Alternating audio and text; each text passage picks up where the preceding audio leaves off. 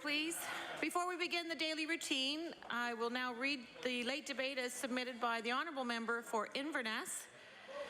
Therefore, be it resolved that all members of this House of Assembly urge the NDP government to take concrete action to prevent cancelled surgeries, tests and procedures caused by strike or the threat of labour disruption in the healthcare field. Recognize the Honourable House Leader for the Progressive Conservative Party. Thank you very much, Madam Speaker. I stand on a point of order. Last night, during the frivolous debate that we had, while the Honourable Member for Cape Breton North was speaking, members on this side of the House heard, I think the Cape Breton West, sorry. Did I do it again? Cape Breton West heard some unparliamentary language, we believe, coming from the member for Lunenburg West. So I'm just wondering whether that could be retracted or at least be reviewed by your... Thank you. I will take that under advisement and we will report back on a later day. Thank you. I know. We'll now commence with the daily routine. Presenting and reading of petitions. Presenting of reports and committees. Tabling reports, regulations and other papers. I now recognize the Honourable Minister of Natural Resources. Thank you, Madam Speaker. On behalf of the Nova Scotia Department of Natural Resources, I'm pleased to table a Ministerial Land Transactions Regulations Annual Report for 2011-2012. The report is tabled. Statements by ministers. Government notices of motion. Recognize the Honourable Deputy House Leader. House Leader. Thank you, Madam Speaker. Madam Speaker, I hereby give notice on a future day. I shall move the adoption of the following resolution. Whereas subsection 7, parenthesis 1 of the Elections Act provides that subject to the approval of the House of Assembly by majority vote, the Governor and Council shall appoint a person to be the Chief Electoral Officer. Whereas an open competition was held and the Selection Committee has made a unanimous recommendation on the successful candidate to be appointed as Chief Electoral Officer. Therefore, be it resolved, this House of Assembly, pursuant to subsection 7, parenthesis 1 of the Elections Act, approves the appointment by the Governor and Council of Richard Temperley as Chief Electoral Officer. Madam Speaker, I request waiver of notice and passage without debate. There has been a request for waiver. Is it agreed? Agreed. All in favour say aye. Aye. Those opposed, nay. The motion is carried. Introduction of bills. Notices of motion. Recognize the Honourable Minister of Natural Resources. Thank you, Madam Speaker. I hereby give notice on a future day I shall move the adoption of the following resolution. Whereas the Alma Fire Department of Alma-Pictou County is celebrating 50 years of great service and protection to the many surrounding communities in 2012, and whereas the Alma Fire Department has grown from a small building and a used truck in 1962 to today having a 5-bay station built in 2007, 3 pumper tanker combinations, a new utility command van bought in 2009, and numerous pieces of protective gear and communications equipment. And whereas the Alma Fire Department Ladies Auxiliary has been very supportive in their fundraising efforts and has raised more than $100,000 over the years for the fire department. Therefore, it be resolved, this Nova Scotia House of Assembly thanks the Alma Fire Department and Ladies Auxiliary for their important service in protecting our communities, congratulates them on 50 great years and wishes them continued success. And Madam Speaker, I request waiver of notice and passage without debate. There has been a request for waiver. Is it agreed? Agreed. All in favour say aye. Those opposed nay. The motion is carried. Recognize the Honourable Member for Kings West. Thank you, Madam Speaker. Madam Speaker, I hereby give notice on a future day I shall move the adoption of the following resolution. Whereas the NDP have sat by idly doing nothing while power rates have soared in Nova Scotia, causing businesses to be less competitive and life to be less affordable for families.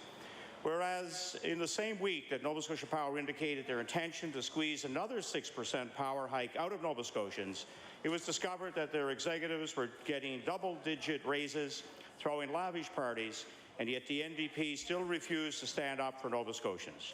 Whereas as of this morning, over 21,000 Nova Scotians have signed on to a petition calling on the NDP government to direct the UARB to deny Nova Scotia Power any general rate increases for the next 3 years. Therefore, be it resolved that all members of the House of Assembly condemn the member from King South for not standing up for Nova Scotians and call on the NDP government to finally take action against continued power rate increases. Mr. Speaker, I ask for waiver of notice, passage without debate. There has been a request for waiver. Is it agreed? No. Hear several noes. The motion is tabled.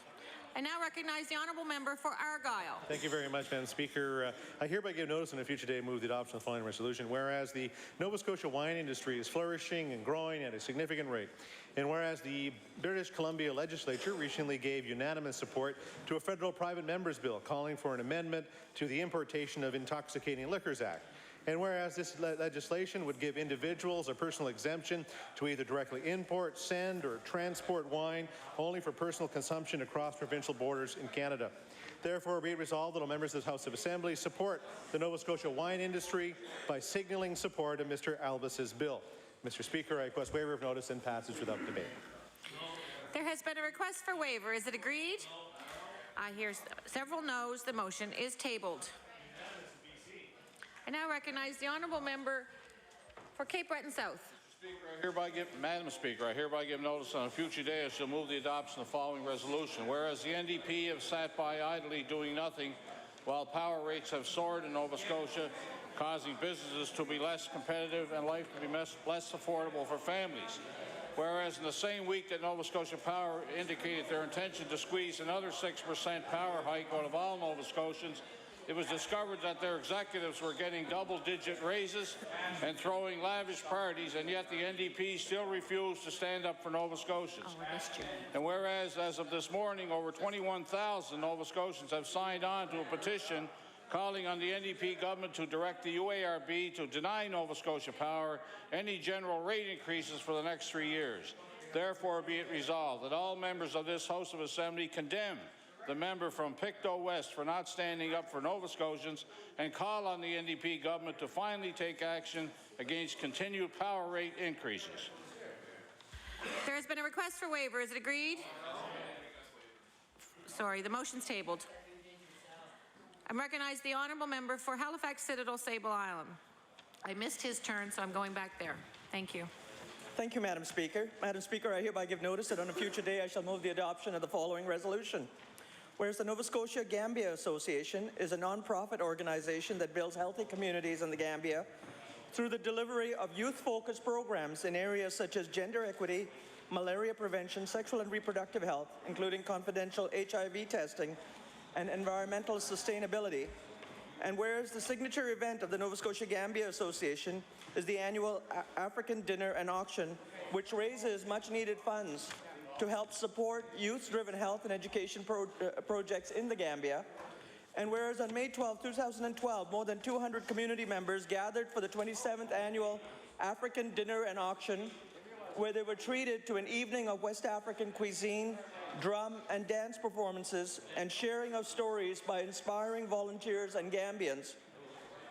Therefore, be it resolved that this House of Assembly recognizes the Nova Scotia Gambia Association as a vital force in youth-driven, community-based projects and extends congratulations on 27 years of advancing health and education in the Gambia. Mr. Speaker, I request waiver of notice and passage without debate. There has been a request for waiver. Is it agreed? All those in favour say aye. Those opposed, nay. The motion is carried. I now recognize the honourable member for Cape Breton North, and I'm going to get back into the sync of rotation. Thank you. Thank you, Madam Speaker. I hereby give notice on a future date I also move the adoption of the following resolution.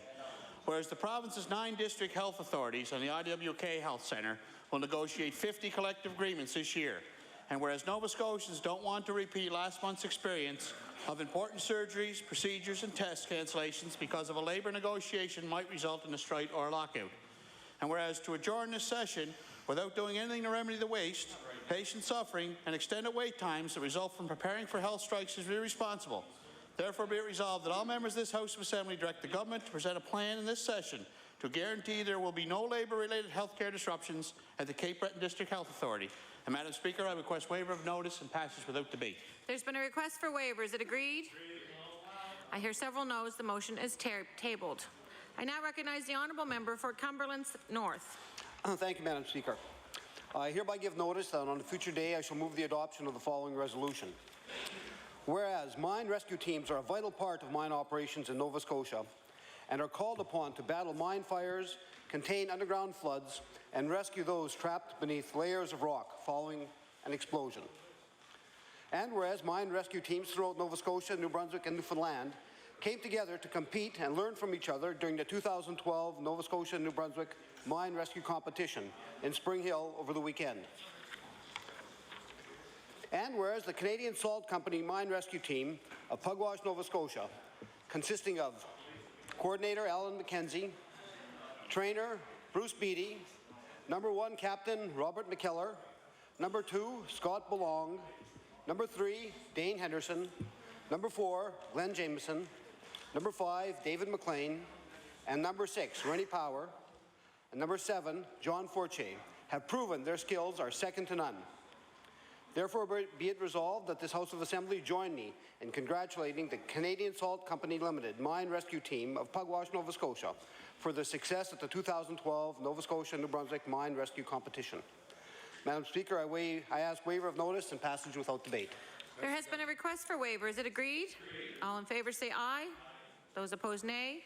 The motion is carried. I now recognize the honourable member for Preston. Thank you, Mr. Speaker. Miss Speaker, I'm sorry about that. Mr. Speaker, I hereby give notice on a future day I shall move the adoption of the following resolution. Whereas Chief Frank Baisley will retire in September after 42 years of distinguished service with the City of Halifax and later the Halifax Regional Municipality. Whereas Chief Baisley joined the Halifax Police Department in 1970, where he worked his way through the ranks and was officially appointed Chief of the Halifax Regional Police in June 2003, where he brought more diversity to the police services and served our city well. Whereas Chief Baisley is the recipient of the Police Exemplary Service Medal, the Queen's Golden Jubilee Medal, and is a member of the Order of Merit of Police Forces. Therefore, be resolved that this House recognize the many accomplishments of Chief Frank Baisley and wish him well in his long-deserved retirement and thank him for the tremendous contribution he has made to our province. And, Madam Speaker, I'd ask for waiver of notice and passage without debate. There has been a request for waiver. Is it agreed? All in favour say aye. Those opposed nay. The motion is carried. Now recognize the honourable member for Hants West. Thank you, Madam Speaker. Madam Speaker, I hereby give notice that on a future day I shall move the adoption of the following resolution. Whereas the province's 9 district health authorities and the IWK Health Centre will negotiate 50 collective agreements this year, and whereas Nova Scotians don't want to repeat last month's experience of important surgeries, procedures, and test cancellations because of a labour negotiation might result in a strike or lockout. And whereas to adjourn the session without doing anything to remedy the waste, patient suffering, and extended wait times that result from preparing for health strikes is irresponsible. Therefore, be it resolved that all members of this House of Assembly direct the government to present a plan in this session to guarantee there will be no labour-related health care disruptions at the Annapolis Valley District Health Authority. And Madam Speaker, I would request waiver of notice and passage without debate. There has been a request for waiver. Is it agreed? I hear several noes. The motion is tabled. I now recognize the honourable member for Hammonds Plains, Upper Sackville. Thank you, Madam Speaker. I do this on behalf of the member for Cole Harbour Eastern Passage. I hereby give notice that on a future day I shall move the adoption of the following resolution. Whereas Reverend John Ferguson was ordained in 1991 and immediately began serving as the rector at St. Peter's Anglican Church in Eastern Passage, where he has been for 20 years. And whereas Reverend John has been faithfully serving his parishioners in a way that they describe as caring, friendly, approachable, and a modern thinker who works tirelessly to increase the congregation while staying true to his Anglican roots. And whereas on April 14th, 2012, to celebrate the 20th anniversary of Reverend John Ferguson's ordination to the priesthood, a fun-filled event called Roastin' the Rector was enjoyed by his parishioners and guests in a typical Reverend John style. Therefore, be it resolved that this Nova Scotia House of Assembly congratulates Reverend John Ferguson on the 20th anniversary of his ordination to the priesthood and thanks him for the unwavering devotion and service to the people of his parishioner and to the community of Eastern Passage area. Madam Speaker, I request waiver of notice and passage without debate. There has been a request for waiver. Is it agreed? All in favour say aye. Those opposed nay. The motion is carried. I recognize the honourable member for Bedford Birch Cove. Madam Speaker, I hereby give notice that on a future day I shall move the adoption of the following resolution. Whereas the NDP have sat idly by, doing nothing, while power rates have soared in Nova Scotia, causing businesses to be less competitive and life to be less affordable for families. Whereas in the same week that Nova Scotia Power indicated their intention to squeeze another 6% power hike out of Nova Scotians, it was discovered their executives were getting double-digit raises and throwing lavish parties, and yet the NDP still refused to stand up for Nova Scotians. And whereas as of this morning, over 21,000 Nova Scotians have signed on to a petition calling on the NDP government to direct the UARB to deny Nova Scotia Power any general rate increases for the next 3 years. Therefore, be it resolved that all members of this House Assembly condemn the member for Waverley Fall River Beaverbank for not standing up for Nova Scotians and call on the NDP government to finally take action against continued power rate increases. Madam Speaker, I ask for waiver of notice and passage without debate. There has been a request for waiver. Is it agreed? I hear several noes. The motion is tabled. I recognize the honourable member for Inverness. Madam Speaker, I hereby give notice that on a future day I shall move the adoption of the following resolution. Whereas 719 Store Royal Canadian Air Cadet Squadron celebrated their 50th anniversary on May 12, 2012. And whereas the anniversary provided an opportunity to reflect upon how valuable the Air Cadet experience has been for so many. And whereas the squadron has drawn members from the Strait area, providing valuable training to generations of youth from all economic backgrounds free of charge.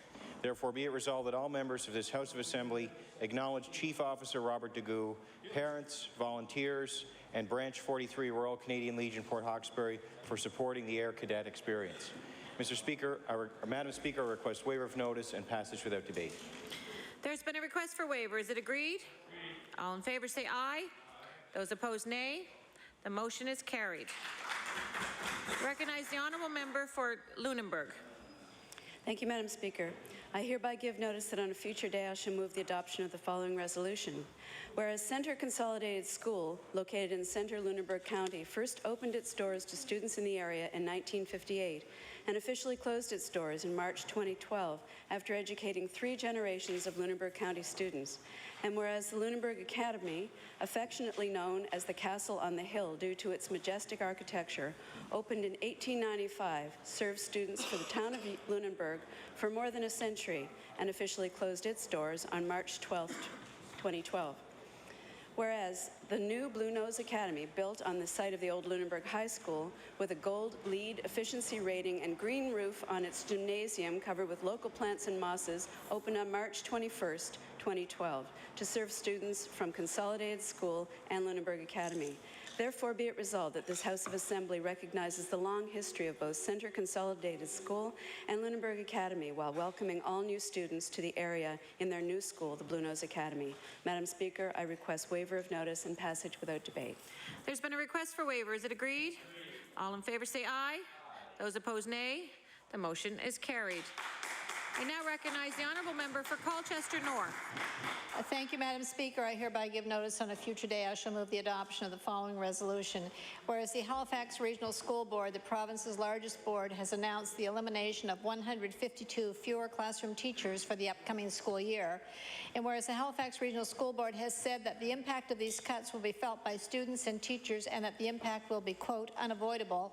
And whereas teachers, parents, and students across the province are concerned about how this government's $65 million cuts to education will affect the quality of education in our schools, therefore be it resolved that all members of this House ask the NDP government to identify education as a priority, acknowledge the negative impacts of a $65 million cut in funding to public education, protect public education in Nova Scotia, and begin to make funding decisions based on the needs of our students. Mr. Speaker, I request waiver of notice and passage without debate.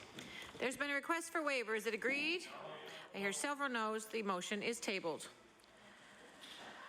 Now recognize the honourable member for Argyll. Thank you very much, Madam Speaker. I hereby give notice on a future day I shall move the adoption of the following resolution. Whereas the province's 9 district health authorities and the IWK Health Centre will negotiate 50 collective agreements this year, and whereas Nova Scotians don't want to repeat last month's experience of important surgeries, procedures, and test cancellations because of a labour negotiation might result in a strike or lockout. And whereas to adjourn these sessions with this session without doing anything to remedy the waste, patient suffering, and extended wait times that result from preparing for health strike is irresponsible. Therefore, be it resolved that all members of this House of Assembly direct the government to present a plan in this session to guarantee there will be no labour-related health care disruptions at the Southwest Health District Health Authority. Madam Speaker, I request waiver notice and passage without debate. There's been a request for waiver. Is it agreed? I hear several noes. The motion is tabled. Now recognize the honourable member for Digby, Annapolis. Thank you, Madam Speaker. Madam Speaker, I hereby give notice on the future day I shall move the adoption of the following resolution. Whereas today marks the 28th Annual Export Achievement Awards, celebrating the province's top exporters. And whereas these awards give opportunity to commend the accomplishments and contribution Nova Scotian exporters provide to the economy. And whereas Sisaboo Investment of Weymouth is one of these 11 companies being recognized for their success, innovation, and prosperity. Therefore, be it resolved, the members of the House congratulate Sisaboo Investment on their achievements and wish them all the best in their future exports. Madam Speaker, I ask for waiver of notice, passage without debate. There's been a request for waiver. Is it agreed? All in favour say aye. Those opposed, nay.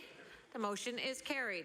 I now recognize the honourable member for Cape Breton West. Thank you, Madam Speaker. Madam Speaker, I hereby give notice that on a future date I shall move the adoption of the following resolution. Whereas the member for Pictou East proclaimed yesterday that he knows, and I quote, more about the fortress of Louisbourg and its value to that community than anyone else in this House, end of quote.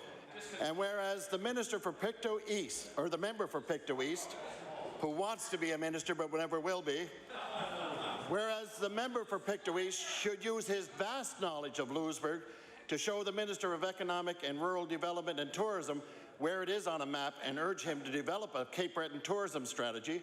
And whereas the NDP, including the member for Pictou East, have done little for the people of Louisbourg except send rural Nova Scotia into a recession.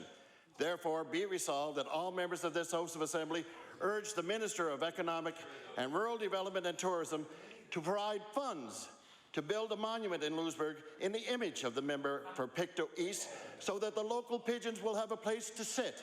Thank you very much. And I request waiver of notice and passage without debate. There's been a request for waiver. Is it agreed? I hear several noes. The motion is tabled. Now recognize the honourable member for Glace Bay. Thank you, Madam Speaker. I hereby give notice that on a future day I shall move the adoption of the following resolution. Whereas the Cape Breton Sports Hall of Fame has been honouring teams and individuals who have contributed much to our island's rich sport heritage since the Hall's inception in 1997. And whereas the May 2012 induction ceremony will include Glace Bay's powerhouse, the 1961 Caledonia Aces, winners of the Maritime B Senior Softball Championship. And whereas the historic 61 Aces were the first Cape Breton fastball team to win a maritime title, which took place 26 years after the Maritime Softball Association's inception in 1935. Therefore, be it resolved that the members of this House join me in congratulating the Caledonia Aces team members, Titus Miller, Mick McIntyre, Francie Boner, Roddy Yogi Bootlier, Buddy Boner, Tommy Andrews, Jerry Croney, Henry Rooster Wilson, Richie Walton, Vince Ryan, Sonny Simmons, Mike McIntosh, Nash Batten, Wilf Hook Edmonds, Pats McNeil, Gordy Murray, Junior Gardner, and the Bat Boy, Nick Boner. And we hope they enjoy their special night, the induction ceremony, on Saturday, May 26, 2012. Madam Speaker, I ask for waiver of notice and passage without debate. There's been a request for waiver. Is it agreed? All in favour say aye. Those opposed, nay. The motion is carried.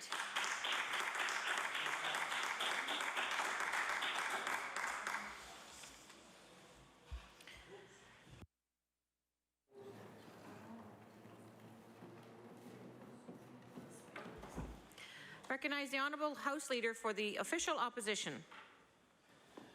Madam Speaker, I hereby give notice on a future day I shall move the adoption of the following resolution. Whereas the NDP have sat by idly doing nothing while power rates have soared in Nova Scotia, causing businesses to be less competitive and life to be less affordable for families.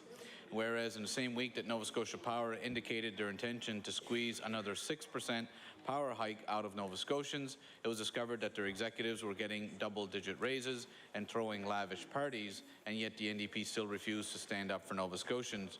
And whereas as of this morning, over 21,000 Nova Scotians have signed on to a petition calling on the NDP government to direct the Utility and Review Board to deny Nova Scotia Power any general rate increases for the next 3 years. Therefore, be it resolved that all members of the House of Assembly condemn the member from Queens for not standing up for Nova Scotians and call on the NDP government to finally take action against continued power rate increases. And Madam Speaker, I ask for waiver of notice and passage without debate. There's been a request for waiver. Is it agreed? I hear several noes. The motion is tabled. Now recognize the honourable member for Halifax Clayton Park. Madam Speaker, I hereby give notice that on a future day I shall move the adoption of the following resolution. Whereas the NDP have sat idly, doing nothing, while power rates have soared in Nova Scotia, causing businesses to be less competitive and life to be less affordable for families. Whereas in the same week that Nova Scotia Power indicated their intention to squeeze another 6% power rate hike out of Nova Scotians, it was discovered that their executives were getting double-digit raises, throwing lavish parties, and yet the NDP still refused to stand up for Nova Scotians. And whereas as of this morning, over 21,000 Nova Scotians have signed on to a petition calling on the NDP government to direct the UARB to deny Nova Scotia Power any general rate increases for the next 3 years.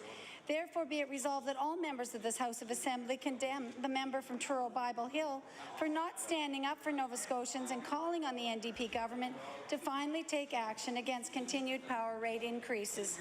Mr. Speaker, I ask for waiver of notice and passage without debate. There's been a request for waiver. Is it agreed? I hear several noes. The motion is tabled.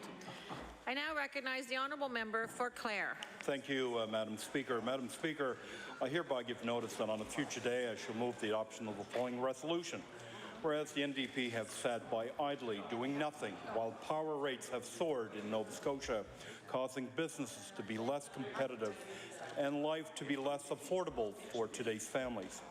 Whereas the same week the Nova Scotia Power indicated their intention to squeeze another 6% power hike out of Nova Scotians, which discovered that their executives were getting double-digit raises and throwing lavish parties, and yet the NDP still refused to stand up for Nova Scotians. And whereas of this morning, over 21,000 Nova Scotians have signed on to a petition calling on the NDP government to direct the URAB to deny Nova Scotia Power any general rate increase for the next 3 years. Therefore, be resolved that all members of this House of Assembly condemn the member from Sackville-Cobequid for not standing up for Nova Scotians and call on the NDP government to finally take action against continued power rate increases. And Madam Speaker, I would ask for waiver of notice and passage without debate. There's been a request for waiver. Is it agreed? I hear several noes. The motion is tabled. Recognize the honourable member for Bedford, Birch Cove. Madam Speaker, I hereby give notice that on a future day I shall move the adoption of the following resolution. Whereas the United Church Women was formed in 1962 when two earlier groups, the Ladies' Aid and the Ladies' Missionary Societies, joined together to create a group that would support the work of the United Church of Canada. And whereas the United Church Women here in Nova Scotia support worship, music, Sunday school, theological training and seminars, international relief efforts, summer camps, the Tatamagouche Centre, the Brunswick Street Mission, scholarships, potluck suppers, wedding banquets, the Canadian Bible Society, and other projects. And whereas today the UCW will celebrate 50 years of devotion to duty with celebrations that will include 97 charter members in the Truro Presbyterial who are now more than 90 years old. Therefore, be it resolved, the members of this House of Assembly congratulate the United Church Women for all the good work they do and wish them well in their next 50 years. Madam Speaker, I ask for waiver of notice and passage without debate. There's been a request for waiver. Is it agreed? All in favour say aye. Aye. Those opposed, nay. The motion is carried. I now recognize the leader of the official opposition. Thank you, Madam Speaker. I hereby give notice on a future day I shall move the adoption of the following resolution. Whereas the Nova Scotia Business Hall of Fame was established by Junior Achievement in 1993 to recognize business leaders in our province and to inspire young Nova Scotians with whom Junior Achievement works to pursue careers in business. And whereas on Thursday, May 24th, 2012, Chief Terrence Paul of Member 2 First Nations will be inducted into the Junior Achievement Nova Scotia Business Hall of Fame. And whereas Chief Terrence Paul's passion and vision saw Member 2's operating budget grow from $4 million to $65 million, and the number of employees grow from 37 to more than 500 over a 10-year period, therefore be it resolved that all members of the legislature congratulate Chief Terrence Paul for this most prestigious induction, extend our appreciation for his commitment to the economic resurgence of Member 2 First Nations, and wish him the very best in his future endeavours. Madam Speaker, I ask for waiver of notice and pass without debate. There's been a request for waiver. Is it agreed? All in favour say aye. Those opposed, nay. The motion is carried. Now I recognize the honourable member for Colchester North. Thank you, Madam Speaker. I hereby give notice on a future day. I shall move the adoption of the following resolution. Whereas the NDP has sat idly by doing nothing while power rates have soared in Nova Scotia, causing businesses to be less competitive and life to be less affordable for families. And whereas in the same week that Nova Scotia Power indicated their intention to squeeze another 6% power hike out of Nova Scotians, it was discovered that their executives were getting double-digit raises and throwing lavish parties, and yet the NDP government still refuses to stand up for Nova Scotians. And whereas as of this morning, over 21,000 Nova Scotians have signed a petition calling on the NDP to direct the UARB to deny Nova Scotia Power any general rate increases in the next 3 years, therefore be it resolved that all members of the House of Assembly ask the member of Pictou East to stand up for Nova Scotians and call on NDP government to finally take action against the continued power rates. Mr. Speaker, I request waiver of notice and passage without debate. There's been a request for waiver. Is it agreed? I hear several noes. The motion is tabled. I now recognize the honourable member for Preston. Thank you, Madam Speaker. Madam Speaker, I hereby give notice on a future day I shall move the adoption of the following resolution. Whereas the NDP have sat idly by, doing nothing, while power rates have soared in Nova Scotia, causing business to be less competitive and life less affordable for families. Therefore, whereas in the same week that Nova Scotia Power indicated they're going to squeeze another 6% power hike out of Nova Scotians, it was discovered that their executives were getting double-digit raises, throwing lavish parties, and yet the NDP still refused to stand up for Nova Scotians. And whereas this morning, over 21,000 Nova Scotians have signed a petition calling on the NDP government to direct the UARB to deny Nova Scotia Power any general rate increases for the next 3 years. Therefore, resolved, all members of this House of Assembly condemn the member for Pictou Centre for not standing up for Nova Scotians and calling on the NDP government to finally take action against this continued power hike increases. Mr. Speaker, Madam Speaker, I would ask for waiver of notice and passage without debate. There's been a request for waiver. Is it agreed? I hear several noes. The motion is tabled. I now recognize the honourable member for Bedford Birch Cove. Madam Speaker, I would like to read this resolution on behalf of the member for Dartmouth East. Madam Speaker, I hereby give notice that on a future day I shall move the adoption of the following resolution. Whereas the NDP have sat idly by, doing nothing, while power rates have soared in Nova Scotia, causing businesses to be less competitive and life to be less affordable for Nova Scotia families. Whereas in the same week that Nova Scotia Power indicated their intention to squeeze another 6% power hike out of Nova Scotians, it was discovered their executives were getting double-digit raises and throwing lavish parties, and yet the NDP still refused to stand up for Nova Scotians. And whereas, as of this morning, over 21,000 Nova Scotians have signed on to a petition calling on the NDP government to direct the UARB to deny Nova Scotia Power any general rate increases for the next 3 years. Therefore, be it resolved that all members of this House of Assembly ask the member from Timberley Prospect to stand up for Nova Scotians and call on the NDP government to finally take action against continued power rate increases. Madam Speaker, I ask for waiver of notice and passage without debate. There's been a request for waiver. Is it agreed? I hear several noes. The motion is tabled. Now recognize the honourable member for Yarmouth. Thank you, Madam Speaker. I hereby give notice on a future day I shall move the adoption of the following resolution. Whereas Yarmouth native Denise Robson has had great provincial, national, international success as a marathon runner, And whereas between 2005 2010, Denise Robson was the Nova Scotia Timex Road Racing Champion for 6 consecutive years, is the record holder for several races, and was the top female Canadian finisher in Boston in 2010. And whereas on May 5th, 2012, Denise Robson was inducted into the Yarmouth Town and County Sports Heritage Association's Hall of Fame. Therefore, be resolved that the members of this House of Assembly congratulate Denise Robson on being inducted into the Yarmouth Town and County Sports Heritage Association's Hall of Fame and recognize her for many impressive achievements as a marathon runner. Madam Speaker, I ask for waiver of notice and passage without debate. There's been a request for waiver. Is it agreed? All in favour say aye. Those opposed, nay. The motion is carried. I now recognize the honourable member for Yarmouth. Thank you, Madam Speaker. I hereby give notice that a future day I shall move the adoption of the following resolution.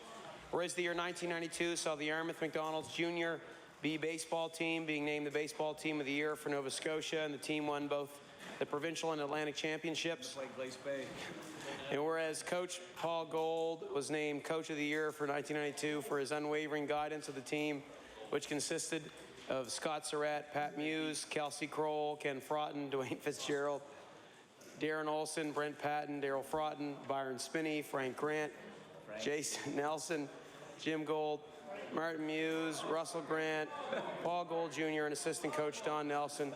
And whereas on May 5th, 2012, the Yarmouth McDonald's Junior A baseball team was in, Junior B baseball team was inducted into the Yarmouth Town and County Sports Heritage Association's Hall of Fame. Therefore, be resolved, members of this House of Assembly congratulate the Yarmouth McDonald's Junior B baseball team on being inducted into the Yarmouth Town and County Sports Heritage Association's Hall of Fame. Recognize them for their impressive achievements and contributions to sports in Yarmouth. Madam Speaker, I ask for waiver of notice and pass it without debate. There's been a request for waiver. Is it agreed? Agreed. All in favour say aye. Aye. Those opposed, nay. The motion is carried. Orders of the day. Oral questions put by members to ministers. The time is 12:40. We'll proceed to 1:41. Thank you, 12:41. I now recognize the Leader of the Official Opposition. Thank you, Madam Speaker. It is time the NDP government and this Premier started working for Nova Scotians.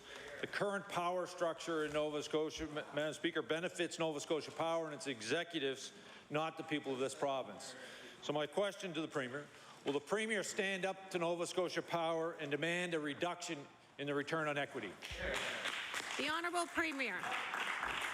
Mr. Speaker, when this government came to power, one of the first things it did was to take the HST off of home electricity. There is not 1 cent of provincial tax on electricity in this province because of what this caucus has done with respect to the cost of power in the province, Mr. Speaker. Unfortunately, we inherited the system put in place by past Conservative and Liberal governments.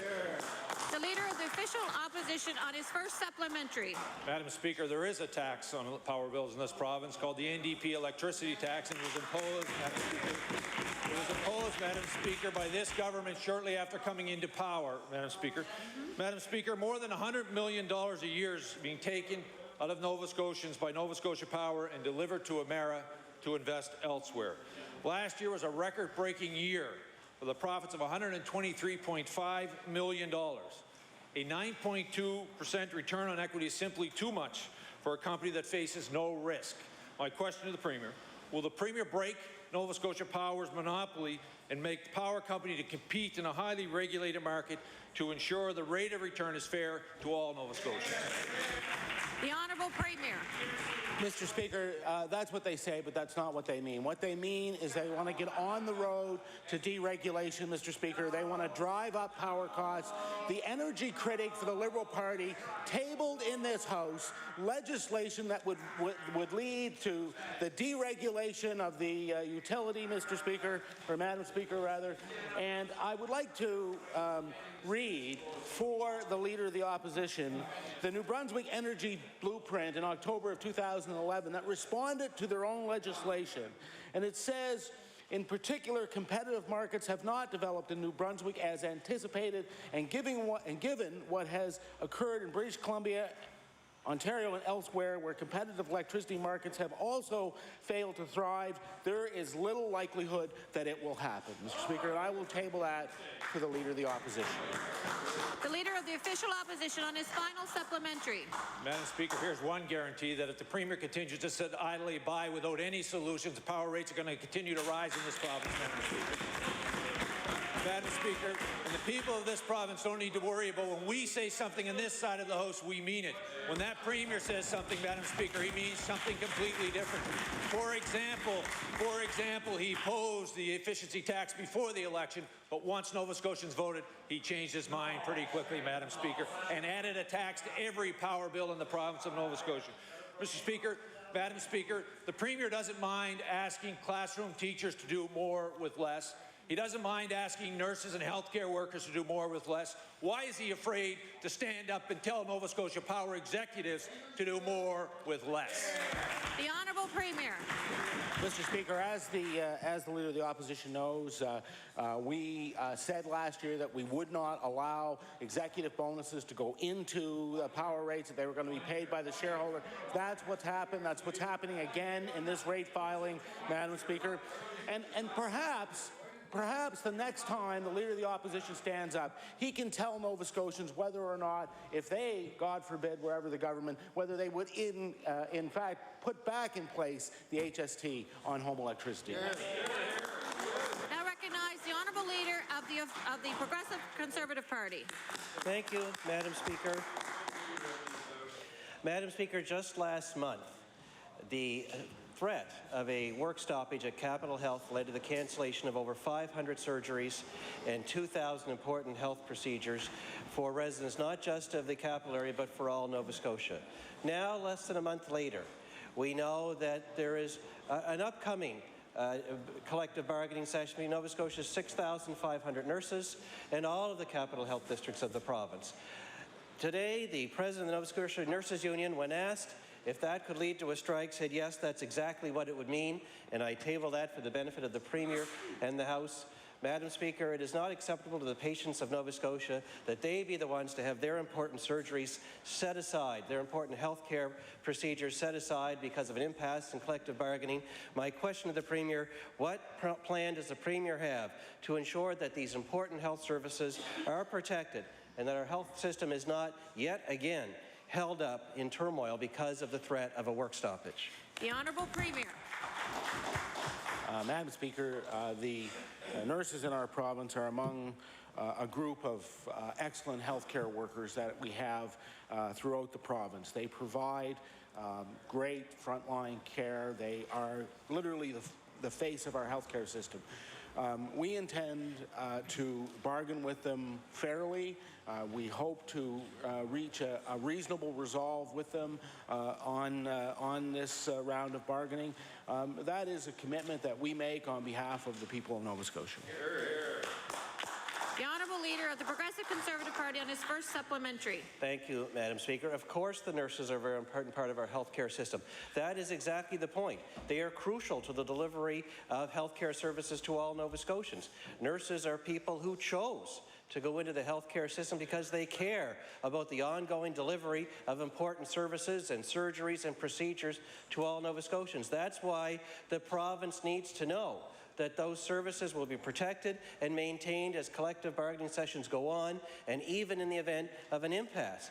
But the Premier refuses to stand up for those Nova Scotians, just like he refused to stand up for them last time when he stood by and watched 500 surgeries cancelled and 2,000 other important healthcare procedures cancelled, Madam Speaker, because of the threat of a disruption to healthcare services. So my question to the Premier, right now, will he commit to bringing a plan into this House before it adjourns for the summer to show Nova Scotians that he will make sure their healthcare services go on uninterrupted? The Honourable Premier.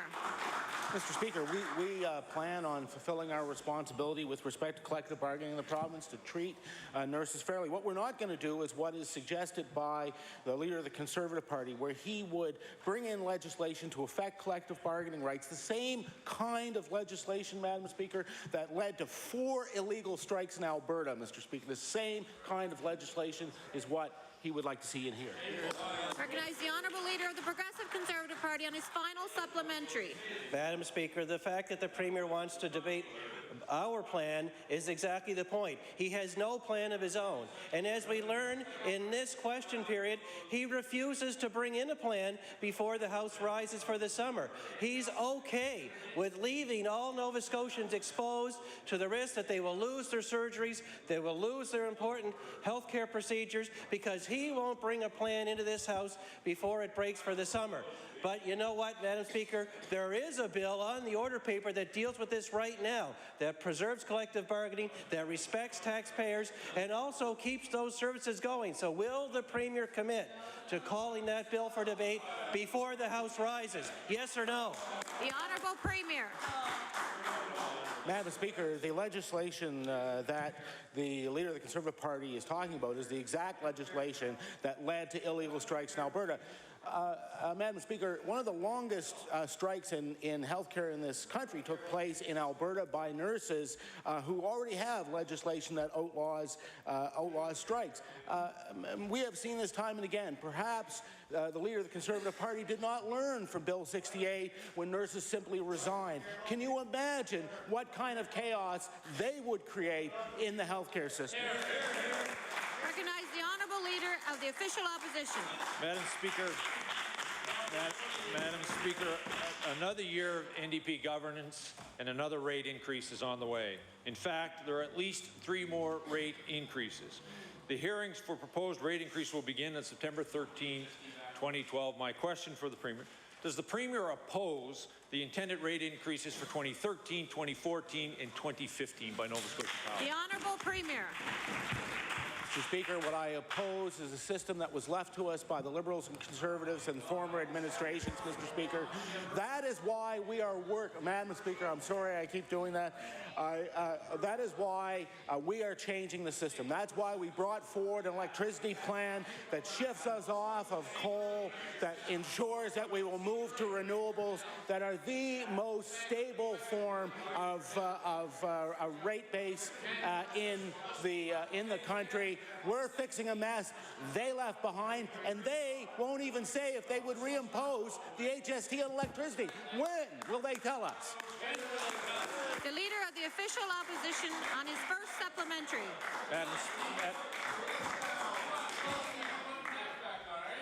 Madam Speaker, I was honoured and privileged to be able to represent my party and my constituents at the last rate increase and ask and question Nova Scotia Power executives about the direction of their company and why they were continuing asking Nova Scotians to pay more money while their executive compensation package was going up. My question to the Premier: will he show leadership and clear his schedule and show up at the rate hearing increase in September and oppose any rate increase by Nova Scotia Power? The Honourable Premier. Madam Speaker, the government will, of course, be represented there. What I think we need to understand is that as a government, we're the ones who took the HST off of home electricity, and yet the Leader of the Opposition now has had the opportunity. He's been on his feet since I last spoke, but he refuses to say that he would not keep that in place, Mr. Speaker. That's because they wouldn't retract the HST, because they would have done the same thing. They would have put the HST in place. They put it in place in the first instance, and now, Mr. Speaker, we see that when they voted against it in this House, when they campaigned against it, of course, Mr. Speaker, they're in favor of higher taxes on electricity. The Honourable Leader of the Official Opposition on his final supplementary. Madam Speaker, when I tell Nova Scotians something, they can believe it, unlike the Premier. Madam Speaker, this is the Premier that went around Nova Scotia and told Nova Scotians that he was going to take the HST off of electricity, Madam Speaker. But, Madam Speaker, he forgot. He forgot to tell them that he was going to impose an NDP electricity tax on every power bill across this province, Madam Speaker. And under the Premier's watch, Madam Speaker, under the Premier's watch, our electricity rates have increased by over 20%, and no stoppage in sight, Madam Speaker. They're continuing to climb. Under the Premier's watch, Madam Speaker, we've seen executive salaries at Nova Scotia Power go through the roof as high as our rates are climbing, with not a whisper out of the Premier, Madam Speaker. Madam Speaker, my question for the Premier, will he show leadership, show up at the rate hearing, defend Nova Scotians, and demand no rate increases on power bills? The Honourable Premier. Madam Speaker, instead of just defending ratepayers in Nova Scotia when it's convenient, I do it every single day, Mr. Speaker. That is why we took the HST off of home electricity, Mr. Speaker. That is why we have brought in an electricity plan that actually means that rates will become stable over the long term. That's why we signed a memorandum of agreement on the Lower Churchill with Newfoundland and Labrador. And we have a leader of the opposition who won't even say whether or not he would put the HST back on home electricity. Really, Madam Speaker. The Honourable Leader of the Official Opposition on his first question. Thank you, Madam Speaker. The energy efficiency tax the NDP government added to power bills across the province of Nova Scotia has taken $40 million out of the pockets of Nova Scotians. My question to the Premier, why does the Premier believe that Nova Scotians ratepayers should pay that and not Nova Scotia Power shareholders? The Honourable Premier. Madam Speaker, I will table right now the testimony before the Public Accounts Committee of Mr. Crandallmeyer from Efficiency Nova Scotia that points out that $100 million in benefits have been returned to Nova Scotians through energy efficiency efforts, Madam Speaker. That is because we are committed to ensuring that conservation has a place in Nova Scotia. We know, and the Leader of the Opposition should know, that conservation efforts actually lead to benefits for ratepayers, not costs. The Honourable Leader of the Official Opposition on his first supplementary. Madam Speaker, just imagine if shareholders were paying for that, there would be a $140 million benefit. And I want to remind the Premier that not only is it a benefit to ratepayers, it's a real benefit to shareholders of Nova Scotia Power, Madam Speaker, when they do not have to invest in more power production. It is the power company that should be paying the NDP electricity tax. Madam Speaker, in the 2009 election, the Premier and the NDP opposed this tax. Madam Speaker, then I want to table a letter that they had sent to URB saying just that. But Madam Speaker, that was before Nova Scotians voted. Following the vote, all of a sudden, the Premier fell in love with the NDP electricity tax and he added it to every power bill across the province. So why does the Premier think that Nova Scotia ratepayers should pay the NDP electricity tax and not the shareholders? The Honourable Premier. As you know, Madam Speaker, the conservation efforts mean that ratepayers get a tangible benefit. In fact, 2.5 times the cost that they pay to Efficiency Nova Scotia. This was a program that came forward through the Utility and Review Board. It turns out that it has been very, very beneficial to ratepayers. So what I guess I would like to know from the Leader of the Opposition is, in addition to putting the HST back onto electricity, would he also do away with Efficiency Nova Scotia? Honourable Leader of the Official Opposition on his final supplementary. Madam Speaker, we're trying to find those Nova Scotians who saved this $100 million the Premier's talking about, because every Nova Scotian is talking to this caucus and is talking to every other Nova Scotian is talking about their power rates increasing, not decreasing. Madam Speaker, that has happened under his leadership. That has happened under the leadership of Premier Dexter and the NDP government in Nova Scotia, Madam Speaker. He said 3 years. He said 3 years to respond to the people of Nova Scotia, and the only thing he's done around electricity is added the NDP electricity tax, another $40 million taken in the pockets of Nova Scotia, and he's allowed the Nova Scotia Power executives to do as they wish, to take more and more money out of the pockets of Nova Scotians, Madam Speaker. Madam Speaker, no one is opposed to energy efficiency. No one is opposed to energy efficiency. The question is who pays. They believe ratepayers should pay. We believe Nova Scotia Power shareholders should pay. Will the Premier show up at the Utility Review Board and demand that the shareholders pay for his NDP electricity tax? The Honourable Premier.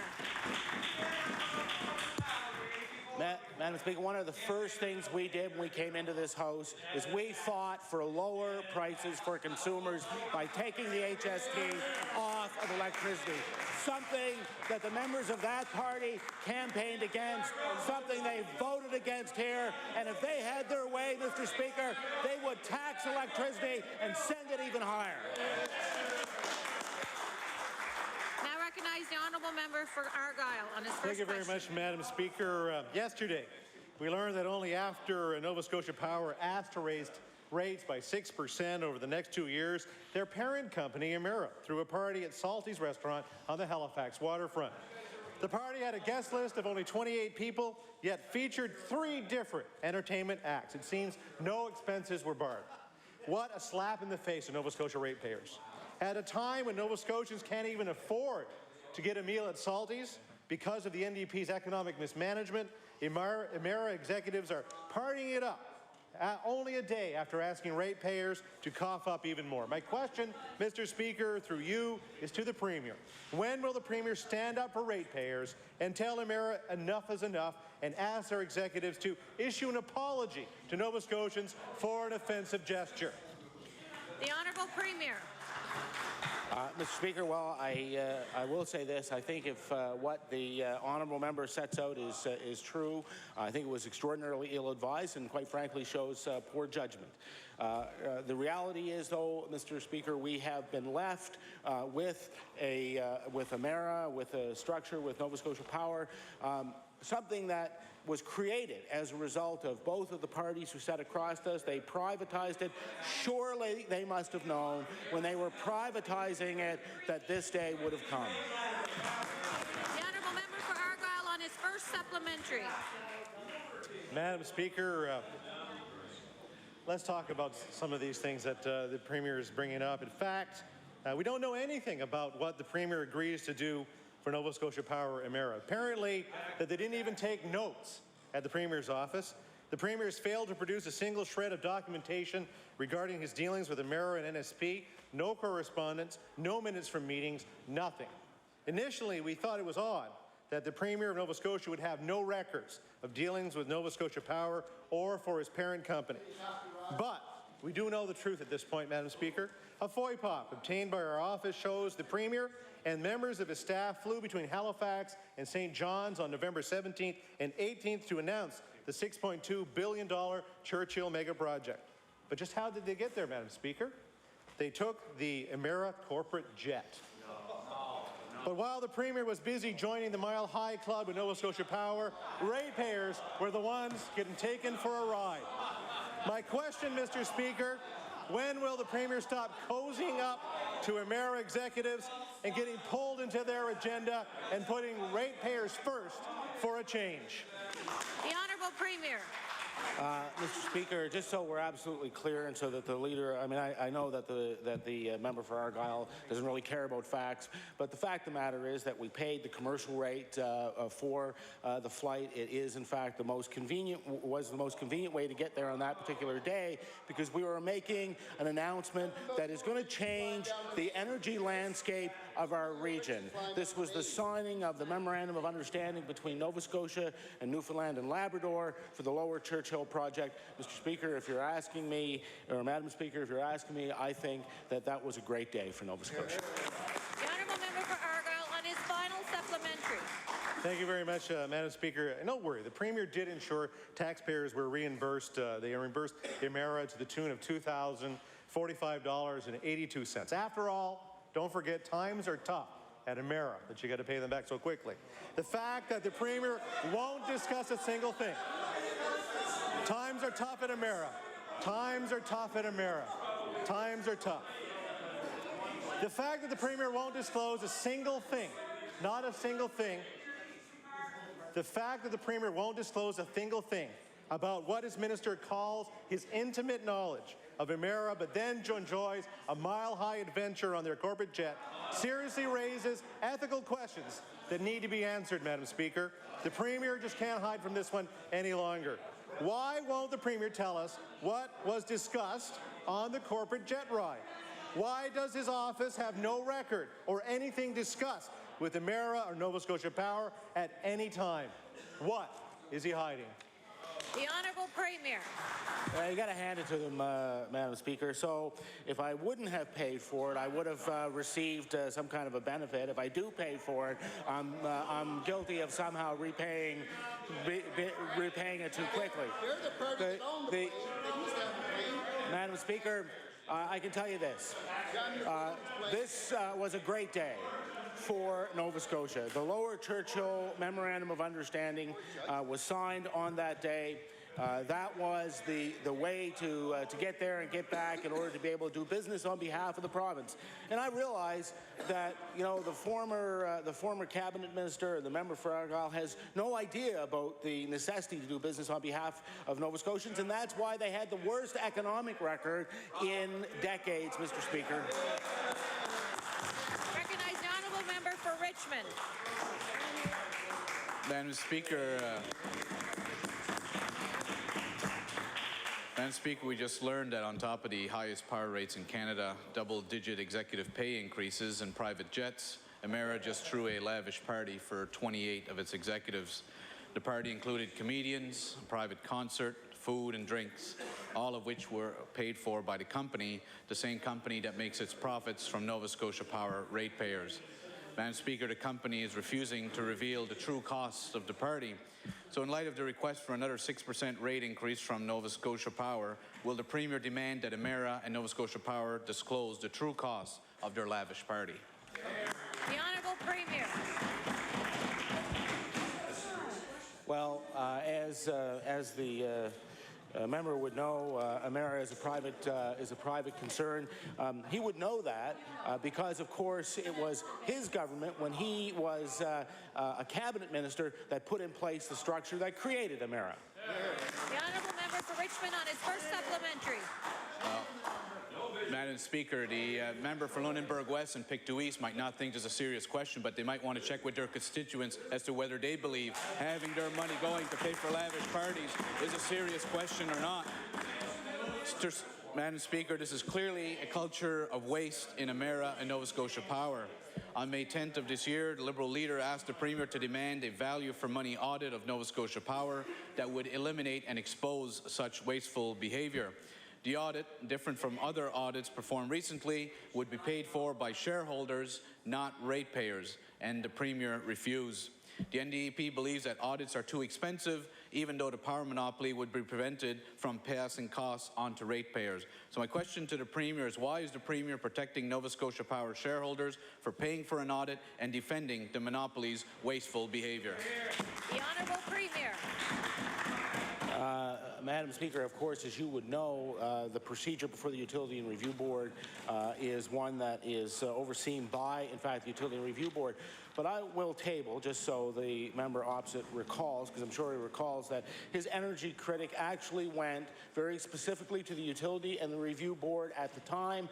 They detailed the same explanation they have put forward today and in the past, and the Utility and Review Board said there are numerous audits that take place of Nova Scotia Power, that they've looked at it in detail, that the cost of these audits do in fact get passed on to the ratepayers, and that it was an unwise thing to do. Recognize the honourable member for Richmond on his final supplementary. Well, Madam Speaker, maybe the Premier can explain to Nova Scotians the recent excessive increases to executives, to lavish parties, as to whether those audits prevented those from taking place and how that may have protected Nova Scotia ratepayers. So, Speaker, government's backbenchers also lined up to beg that shareholders not have to pay for an audit in the defence of Nova Scotia Power. The member for Lunenburg said that the idea, quote, of having audits that will cost far too much is just something that we don't want to consider, end quote. And the member for Halifax, Citadel, Sable Island said, quote, that Nova Scotia Power Incorporated has gone through a number of audits, very expensive audits, end quote. Madam Speaker, it's clear that the audits to which Nova Scotia Power has been subjected to date are clearly not putting an end to these excessive increases and lavish parties. So my question to the Premier is, why is this government more concerned about protecting Nova Scotia Power shareholders and defending the Power Corporation's wasteful behaviour than defending Nova Scotia ratepayers? The Honourable Premier. Mr. Speaker, it's this caucus that is speaking up on behalf of ratepayers. We're the one that take the HST off of home electricity, Mr. Speaker. It is us that are making sure that the kinds of things that are being suggested, like additional audits, and I won't say just an audit because it's additional audits. Audits have been done over and over and over again to look at the operations of Nova Scotia Power, and the board, and I've already tabled this, says very specifically the cost of such reviews ordered by the board must ultimately be recovered from the taxpayers. Accordingly, the board is very conscious that it should only order such reviews or audits when absolutely necessary for the protection of the taxpayer. Thank you, Mr. Speaker. The Honourable Member for Argyle. Thank you very much, Madam Speaker. Our office in a Freedom of Information request, and I'll table that here today, asked for all correspondence between the Premier's office in Emera and the Premier's office in Nova Scotia Power for almost 3 years. Surprisingly, only 3 emails were found. The Minister of Energy said the Premier was intimately involved, Madam Speaker, with the Muskrat Falls project, and his Mile High jaunt proves that. Mr. Speaker, or Madam Speaker, my question to the Premier is, why is there no written record of communications between his office and Emera about the Muskrat Falls project or affordable power rates for the next the entire 3 years? The Honourable Premier. Madam Speaker, it's because I work with the Department of Energy. I get my advice through my officials. I look for the materials that they produce. I look at their analysis. I realize that that's a concept that is absolutely foreign to the member opposite, because obviously they didn't do it when they were in government. The Honourable Member for Argyle on his first supplementary. Madam Speaker, if all that was going on, then the FOIPOP would have generated more than 3 emails. There's a growing cloud of secrecy around the Premier's intimate involvement with Emera and Nova Scotia Power, traveling on the corporate jet, signing on to projects without asking the cost, and giving himself the ability to set the scope of the project review. Mr. Speaker, Madam Speaker, my question to the Premier is, why is there not one single piece of correspondence from the Premier to Emera or Nova Scotia Power fighting for more affordable power rates for Nova Scotia ratepayers? The Honourable Premier. Madam Speaker, apparently there is such a cloud of secrecy that I stood on the stage in front of 1,000 people in Newfoundland and Labrador to announce the signing of the MOU with then Premier Williams. It is apparently such a cloud of secrecy that I brought the now Premier of Newfoundland, Premier Dunderdale, to the Red Room here to have her to talk about the importance of the Lower Churchill project. Madam Speaker, this is about a government that actually has some vision for the long-term energy health of our region and of this province and the protection of our ratepayers. The Honourable Member for Argyle on his final supplementary. The only vision from this government is putting the blinders on when it comes to energy rates in this province, and that is an absolute shame. The intimate relationship seems to be one of Emera pulling the wool over the eyes of the naive NDP. Muskrat Falls may be the best renewable energy project for Nova Scotia, but it's been a year and a half since the Premier took Emera's jet to sign the term sheet, and there continues to be more questions than answers. Madam Speaker, my question to the Premier is to clear the cloud of secrecy around the project. Will the Premier publicly demand to know the cost of the Muskrat Falls project to be borne by Nova Scotia ratepayers before any more time is wasted where we could be looking at other green energy options? The Honourable Premier. Madam Speaker, when this project was announced, the leader of the Conservative Party endorsed it. He did so in front of the National, I believe, in front of the National Press Club. He talked about it as a great electricity project and a great economic development project, Mr. Speaker. So, Madam Speaker, the reality is the agreement between the Lower Churchill, between rather Nalcor and Newfoundland, and Nova Scotia Power, Emera, is a subject of an agreement. That agreement has not yet been signed. Until it is, Madam Speaker, of course, the cost cannot be ascertained, but once that agreement is signed, it will go to the Utility Review Board so that there is complete transparency. The honourable member for Richmond. Madam Speaker, as of this morning, there were over 21,000 Nova Scotians who have signed on to a petition which would call on the NDP government to direct the Utility and Review Board to deny Nova Scotia Power any general rate increases for the next 3 years. As I stand here now, 22,321 Nova Scotians have signed a petition calling on the Premier to show leadership on power rates. So my question is, will the Premier listen to the 22,321 Nova Scotians who have already signed on to the petition and direct that the Utility and Review Board deny any further rate increases for Nova Scotia Power for the next 3 years? The Honourable Premier. Madam Speaker, I don't know exactly what the number was. I thought he said 22,300 Nova Scotians had signed it. Those are 22,300 people who had the HST removed from their power bills. The honourable member for Richmond on his first supplementary. Mr. Speaker, Madam Speaker, the issue here is simple. People across the province are finding it increasingly difficult to keep up with the increasing power rates. In the past decade, power rates have gone up 40%. That's 7 times that Nova Scotia Power has turned to Nova Scotians for more money, all the while reporting record profits. In less than a week, over 22,000 Nova Scotians have declared that they've had enough. This government is the only entity that has the power to take action and stand up to Nova Scotia Power. So my question to the Premier is, why won't this NDP government take action on behalf of Nova Scotians, stand up to Nova Scotia Power, and say no to further rate increases? The Honourable Premier. Madam Speaker, those 22,300 people had the HST taken off by this government, and we will make sure that that crowd over there never gets a chance to put it back on. The Honourable member for Richmond on his final supplementary. Well, Madam Speaker, we're talking numbers. We can say that all Nova Scotia ratepayers are paying more because of the NDP electricity tax that this government brought in. You know, Madam Speaker, we heard the Premier say last week that in light of the high bonuses paid to Nova Scotia Power executives, that in fact he commended Nova Scotia Power for reducing its executives. Well, after what we heard today, it's quite clear that they've reduced in their communications department when they have the Premier as their chief apologist here in Nova Scotia. Madam Speaker, the NDP is the same party that when they were sitting on this side of the House would have been standing up for Nova Scotians and demanding that government take action to bring power rates in line with what Nova Scotians could afford. Now we're being told, wait for the future where you're going to have still high power rates, but they'll be more stable. Madam Speaker, Nova Scotians are looking for leadership, and they're looking for it now.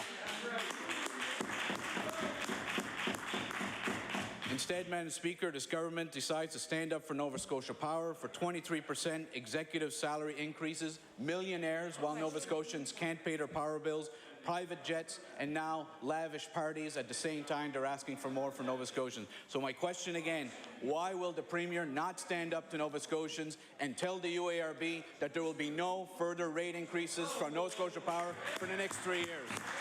The Honourable Premier. You know, it would be amusing if it wasn't so sad. We've watched them stand up and ask question after question after question about electricity rates, but they still will not answer the question of whether or not they would put the HST back on home electricity. They campaigned against us taking it off. They voted against it, Mr. Speaker. What people in this province need to know is that the Liberals are committed to higher electricity rates, Mr. Speaker, and Mr. Speaker, this government inherited the system that they left behind. The Honourable member for Victoria the Lakes. Thank you, Madam Speaker. Madam Speaker, we know that this year 50 collective agreements will be bargained at the IWK and the District Health Authorities. We already saw last month what disruption the threat of a strike can have on patient care. We know it doesn't have to be that way. There is a way to end the unethical practice of locking out the patients when the bargaining gets tough.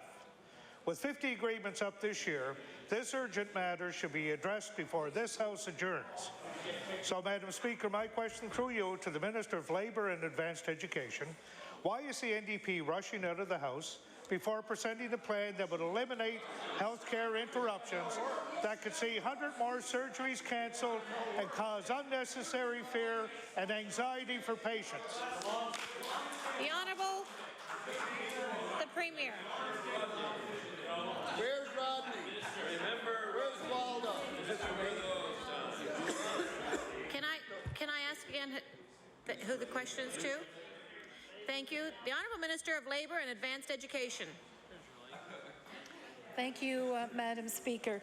And I'm proud to say that when this government calls a session into order, we introduce good legislation and we take our time and make sure that it gets through this House in an orderly way and that it serves the citizens of this province. I'm really pleased that over 90% of collective agreement arrangements end in a settlement. And that is a track record that we're very proud of. We do everything we can to ensure that the number is even higher. But the right to collective bargaining is one guaranteed by the Charter of Rights and Freedoms, and certainly we respect that. Thank you. The Honourable Member for Victoria the Lakes on his first supplementary. Thank you, Madam Speaker. Madam Speaker, NDP partisan Linda Power has been appointed to the board responsible for determining the raises going to NSGEU Local 42 members, and NDP partisan Ray Larkin will represent the union. The deck is stacked with NDP members who will be more interested in keeping a tight relationship with big labour than protecting the rights of patients. They've stacked both sides of the table with card-carrying members and are clearly more interested in pursuing their labour agenda than protecting the rights of patients. So, Madam Speaker, my question to you, to the Minister: why will the Minister not commit to getting ahead of this very evident problem and put forward solutions to be debated in this House before the end of this session? Recognize the Honourable Minister of Labour and Advanced Education. Thank you, Madam Speaker. I just want to remind everyone in this House that the Department of Labour and Advanced Education manages the process used, and I don't think it's any surprise to anyone that when you have an arbitration panel, that each side has the right to choose an arbitrator, and then they decide on someone that is neutral and that they agree serves as chair. The collective bargaining process works well across this country. We respect that process. Thank you.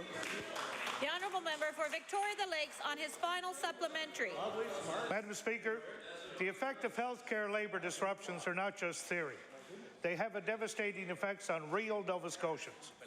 Imagine the anguish that Lisa Morehouse felt when she learned her cancer procedures were put in jeopardy because of the threat of strike of the NSGEU Local 42. So my question through you to the Minister: will the Minister make sure that no other Nova Scotians have to suffer like Lisa Morehouse did? With Bill 102, she showed us how fond she is of changing labour legislation. That's right. Will she commit to putting forward legislation before the end of this session to immediately deal with the looming labour disruptions in our healthcare system? There you go. The Honourable Minister of Labour and Advanced Education. Thank you, Madam Speaker.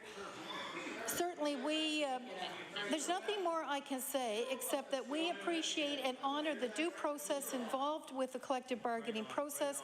We respect the rights of workers to be involved in that process. And certainly, I have to say that having reasonable people wanting to come to a settlement, sitting around the table, is the place to settle this and not to be yelling at one another across the floor of this House. Thank you. The Honourable Member for Halifax-Clayton Park. Madam Speaker, power rates have gone up 7 times in the last 11 years. And people are paying now 40% more for power than they did 10 years ago, and they're being forced now to choose between buying groceries and paying that power bill. In fact, power rates have gone up close to 20% under the NDP government. Every member of the Liberal caucus has signed the petition calling on the government to direct the UARB to deny rate increases to Nova Scotia Power. The creator of the petition contacted the Premier on May 14th to ask the Premier to listen to the now more than 22,000 Nova Scotians who signed the petition and to stop Nova Scotia Power from increasing rates yet again. My question, Madam Speaker, is for the Premier. How has the Premier's office responded to this call for action? The Honourable Premier.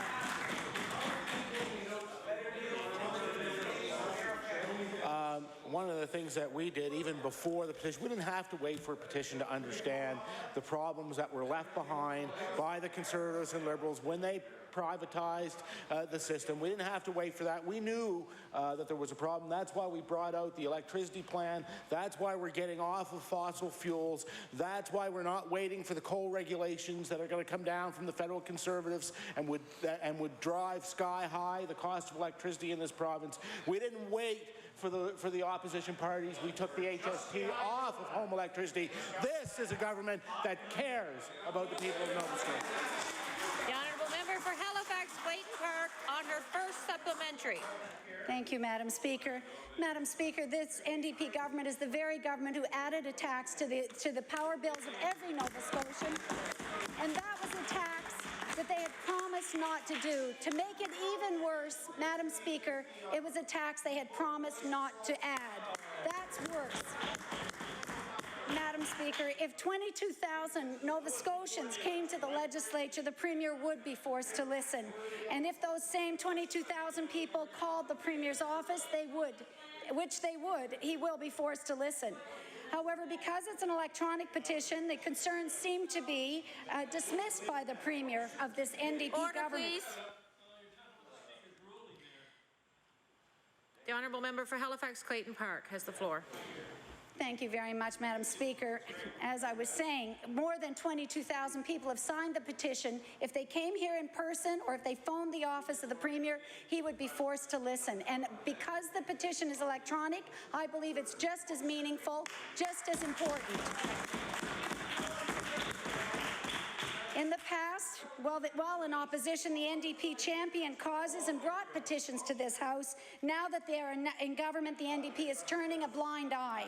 My question to the Premier, Madam Speaker, will the Premier listen to these thousands of Nova Scotians and finally stand up to Nova Scotia Power and direct the UARB to deny the continued rate increases? The Honourable Premier.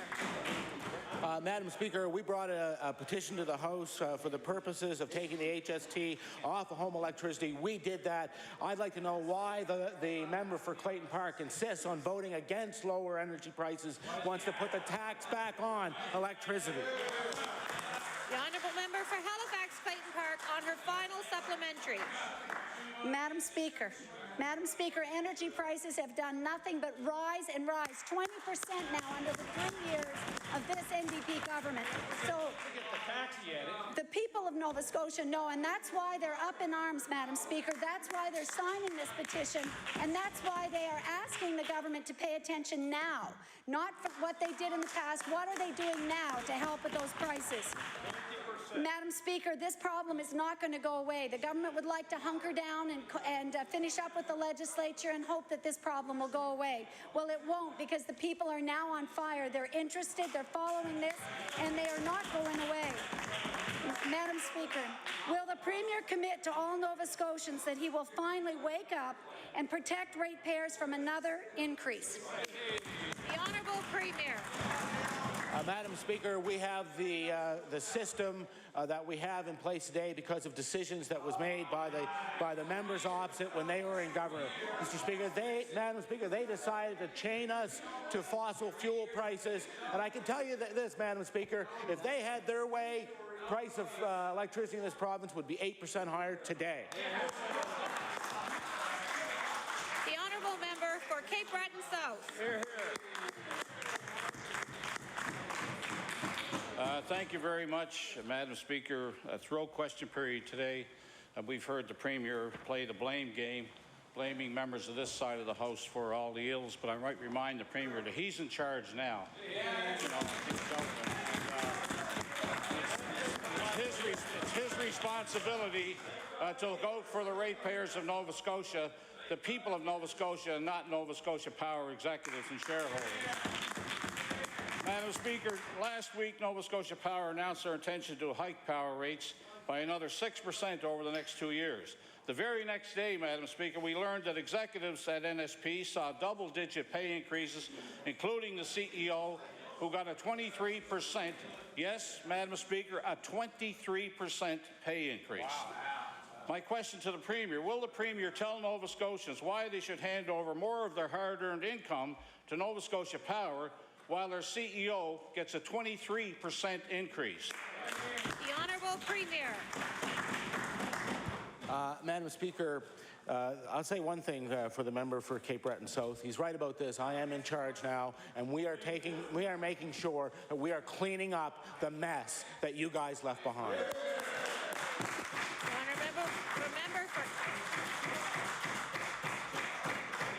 The honourable member for Cape Breton South on his first supplementary. I'm not going to pay too much attention to the bragging of the Premier that he's now in charge. But because, Madam Speaker, after the next election, there are a number of issues that are going to take that government down over there, and one of those issues is power rates in Nova Scotia, unless they do something about it, I'll tell you that.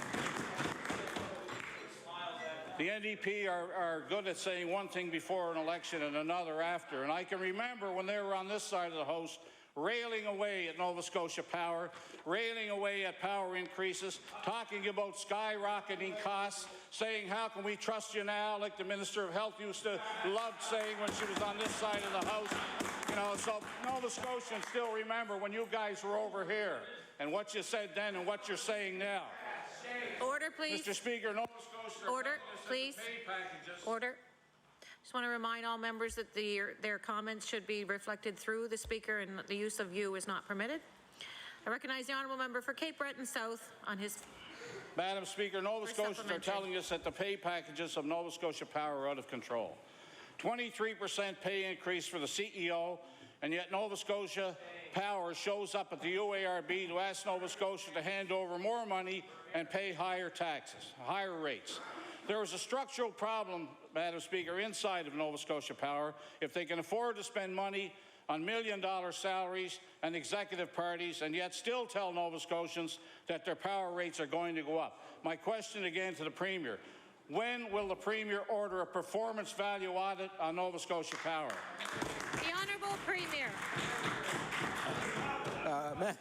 Madam Speaker, I agree with this much that the member from Cape Breton South said that when we were on that side, we were a better opposition than they were. The same way, we're a better government than they were, Mr. Speaker. Mr. Speaker, Madam Speaker, I will read for the member of Cape Breton South from the document that I have already tabled, and it says the costs of such reviews ordered by the board must ultimately be recovered from the ratepayers. Accordingly, the board is very conscious that it should only order such reviews or audits when absolutely necessary for the protection of ratepayers. And Madam Speaker, this is after they went through the long list of audits and reviews that have already been done very recently, Madam Speaker. The honourable member for Cape Breton South on his final supplementary. What I can tell you, Madam Speaker, is the Nova Scotians are not impressed by the continuous bragging of the Premier over there, that he's in government over there, and because he's in government, everything is going to be done the way he and his crowd over there want it. Well, Nova Scotians will have a very different opinion of that during the next election. I can guarantee you that. My final supplementary, Madam Speaker, I think the Premier would be hard-pressed to find many people who enjoyed a 23% increase in their pay last year, including some public servants that he's now dealing with. In fact, most Nova Scotians are finding it harder to make ends meet, many thanks to the combination of NDP tax hikes and an NDP Premier that refuses to stand up for Nova Scotians. Yet he stands up for Nova Scotia Power. Mr. Speaker, will the Premier explain to Nova Scotians why is it okay for Nova Scotians to choose between buying groceries and paying their power bill, while these power executives are enjoying double-digit pay increases on their million-dollar earnings. Mr. Premier, I'm asking you, Mr. Premier, please. Madam Speaker, Thank my you. question to the Premier. I'm asking the Premier to The honourable order member for salary Cape Breton's increases of Nova order. Madam I just want your opportunity to speak. I will have to recognize you. I called order. You didn't stop talking. I recognize the honourable member for Cape Breton South. Thank you very much, Madam Speaker. Madam Speaker, I'm asking the Premier to order the salary increases, roll back the salary increases in Nova Scotia Power executives, roll back, and also that any further increases to Nova Scotia from the ratepayers of Nova Scotia to Nova Scotia Power be cancelled until Nova Scotia Power conducts an audit, or this government conducts an audit of Nova Scotia Power executives and finances. The Honourable Premier. Madam Speaker, as I just pointed out, audits are done regularly, including reviews of all the rate filings that go before the Utility and Review Board. Unfortunately, the members opposite, the members of that caucus, voted against taking the HST off of home electricity. If they had their way, Madam Speaker, power rates would be 8% higher than they are today. I now recognize the honourable member for Cape Breton North. Thank you, Madam Speaker. And Madam Speaker, last night on a CTV news panel, the Minister of Energy will not commit to stopping any more rate increases. In opposition, the Premier said, no more power rate increases until Nova Scotia Power Inc. and the government help families save at least 15% on their power bills. And I'll table that, Madam Speaker. However, that hasn't happened. Typical of this Premier to say one thing in opposition, but do completely opposite while in power. My question to the Premier, will he commit to keeping the House open and finding a solution to rising power costs, including the formula on determining the shareholders' return on equity, or will he apologize to over 22,000 people who signed a petition and expect more from this Premier? The Honourable Premier. Madam Speaker, the 22,000 people who signed that petition are 22,000 people who got the HST removed from their electricity bills, which they voted against, Madam Speaker. The simple fact of the matter is both parties opposite left behind a privatized utility dependent on fossil fuels, on the international fossil fuel market that has driven up the cost of power in our province. This government is making the switch over to renewables, is signing agreements that will mean there will be stable, long-term rates that will benefit all of the citizens of our province.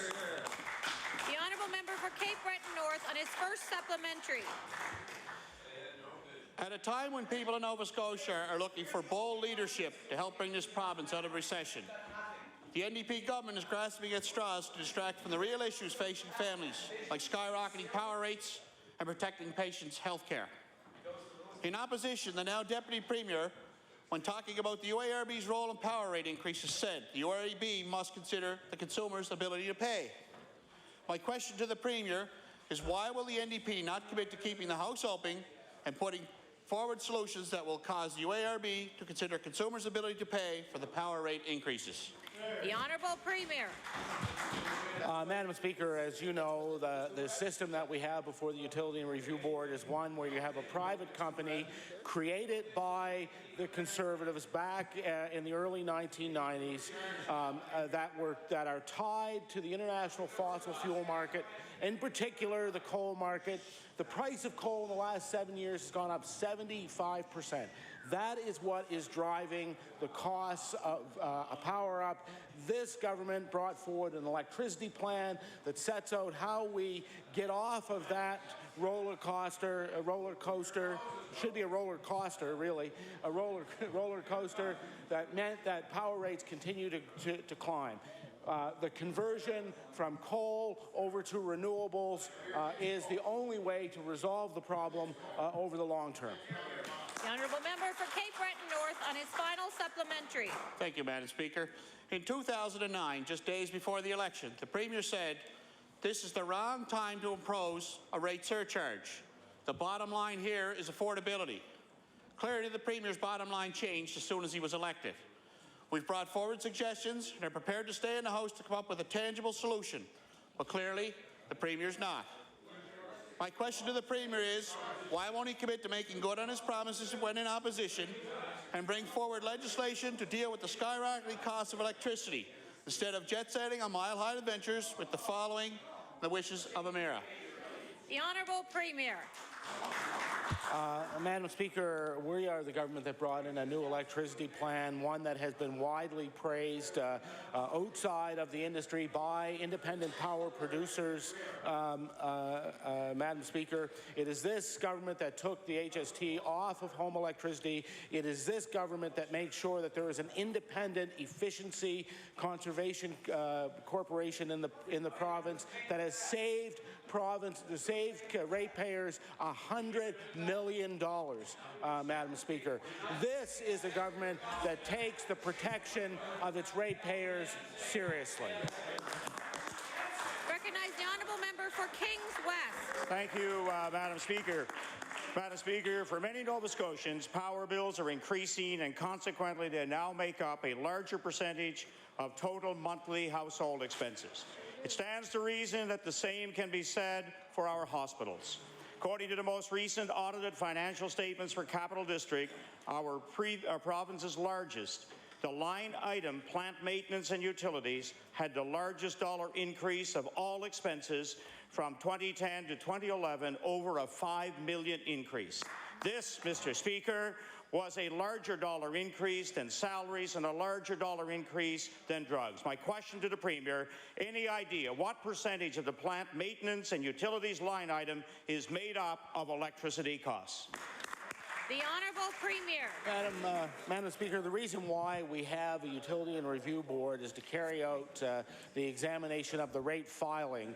On the question of policy for energy in this province, it is up to the government to set out an electricity plan, which we have done, one that will mean $1.5 billion worth of investment in Nova Scotia in renewable energy. It is this government that has signed a memorandum of understanding with Newfoundland and Labrador for the Lower Churchill project that will help bring rate stability, energy security to the people of this province and indeed more broadly to the people of the region. I now recognize the honourable member for Kings West. Thank you, Madam Speaker. This is one time the Premier should have counted on his health minister. Well, Mr. Speaker, electricity costs make up 16% of the plant maintenance and utilities line item, the largest single expense found in this category. In fact, the plant maintenance and utilities line item now consumes 7% of the overall district budget. In the annual report before that, 6%, and in the report before that, 4%. This fiscal year, the Minister has asked Capital District to cut from their budgets. On top of that, there are wage increases, drug costs, and electricity costs to absorb beyond what the district have built into their plan. And if all of this wasn't bad enough, electricity costs are increasing, not decreasing. Given that electricity costs are unavoidable in health care, Capital District had to find $14 million in mitigations to balance the budget and now have to deal with anticipated wage increases. How will patient care not suffer? Order, please. The time allotted for oral questions has elapsed. I now recognize the honourable member for Argyle. Thank you very much, Madam Speaker. During questioning, when the member for Victoria Lakes was answering questions, the Deputy Premier did say a few words there. Not that I'm going to repeat them, but if you would mind maybe retracting them and we'll move on. But he did, well, you want me to say them? He said the member for Victoria Lakes had an empty head. And I think that was inappropriate in this House. And I thought maybe he should require an apology. Recognize the honourable. I'll take that under advisement. I did not hear the comments, and we'll report later. I recognize the honourable member for Halifax, Citadel, Sable Island. Thank you, Madam Speaker. Madam Speaker, with your indulgence, I would like to introduce a group of distinguished constituents in the East Gallery. Thank you, Madam Speaker. Madam Speaker, in the East Gallery today, I have Ms. Susan Lidstone's grade 4-5 class from English Street Elementary. and they are accompanied by parents Brooke Caldwell, Sandra Alfoti, and David Ross.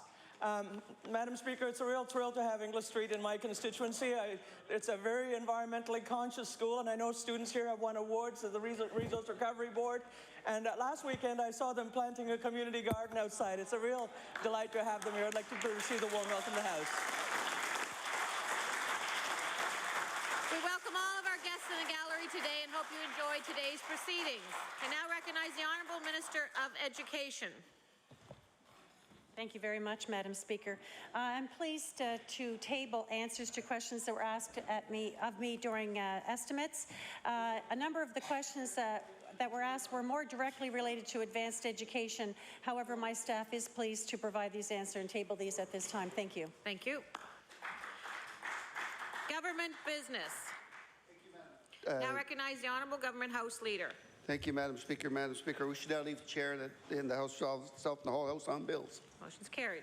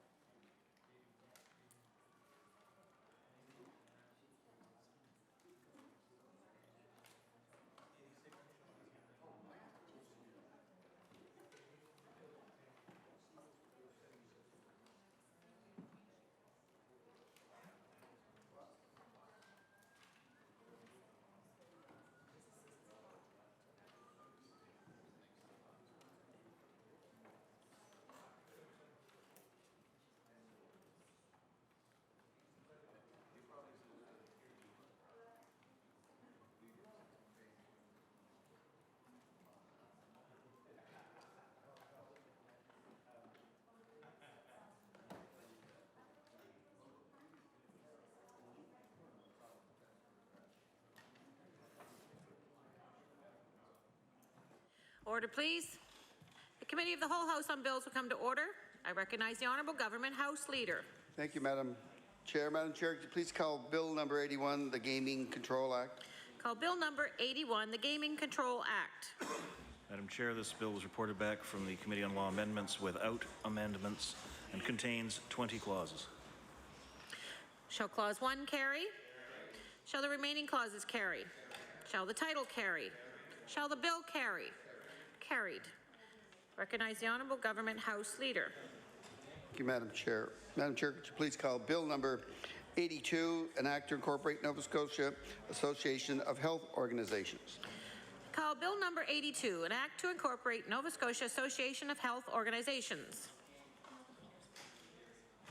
Madam Chair, Bill number 82 was also reported back without amendments from the Committee on Law Amendments, and it contains 6 clauses. Shall Clause 1 carry? Shall the remaining clauses carry? Shall the title carry? Shall the bill carry? Carried. Recognize the Honourable Government House Leader. Thank you, Madam Chair. Madam Chair, could you please call Bill 84, the Dalhousie University Nova Scotia Agriculture College Merger Act? Call Bill number 84, the Dalhousie University Nova Scotia Agricultural College Merger Act. Madam Chair, this bill number 84 was also reported back from the Committee on Law Amendments without any amendments, and it contains 23 clauses. Shall Clause 1 carry? Shall the remaining clauses carry? Shall the title carry? Shall the bill carry? Carried. I recognize the Honourable Government House Leader. Thank you, Madam Speaker, or Madam Chair. Madam Chair, could you please call Bill 86, New Page Port Hawkesbury Pension Act? Call Bill number 86, the New Page Port Hawkesbury Pension Plans Act. Madam Chair, this bill contains 14 clauses, and it was reported back with a number of amendments from the Committee on Law Amendments. Specifically, the definition of administrator was changed to administrator means Morneau Chappelle Limited or any successor appointed by the superintendent to administer the pension plans. That was in Clause 2, and in Clause 8, the words coming into force of this act were changed to prescribed date.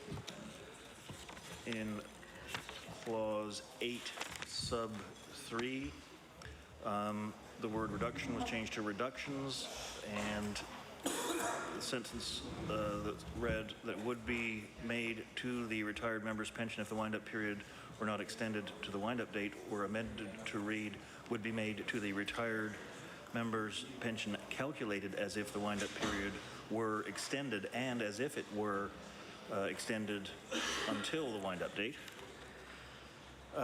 In subclause I, A, B, it was changed to calculated as if, and then the existing conditions were taken out and replaced by A, the pension plan were fully funded, B, the wind-up period were extended until the wind-up date, and C, the wind-up period were not extended until the wind-up date.